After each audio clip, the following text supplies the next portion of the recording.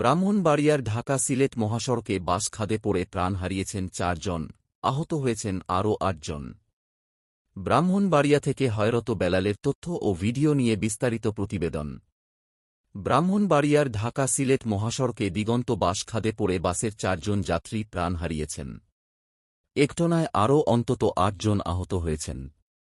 সোমবার বেলা ১২টার দিকে ঢাকা সিলেট মহাসড়কের সরাইল উপজেলার শাহবাজপুর ইউনিয়নের বৈশামুরা এলাকায় এই দুর্ঘটনা ঘটে। নিহতরা হলেন সরাইল উপজেলার শাহবাজপুর গ্রামের আরশ আলীর নাতি আলিফ মিয়া, তাজিম ও আজমাইন। তারা সবাই সরাইল শাহবাজপুর এলাকার বাসিন্দা।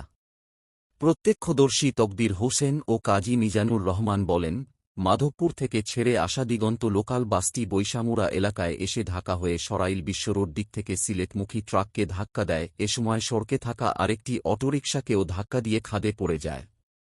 এ সময় বাসে থাকা ৪ জন যাত্রী নিহত হয় এবং অসংখ্য লোকজন আহত হয়েছেন। তিনি বলেন, বাসটি উল্টে যাওয়ার কারণে বাসের নিচের যাত্রীরা চাপা পড়ে আছে।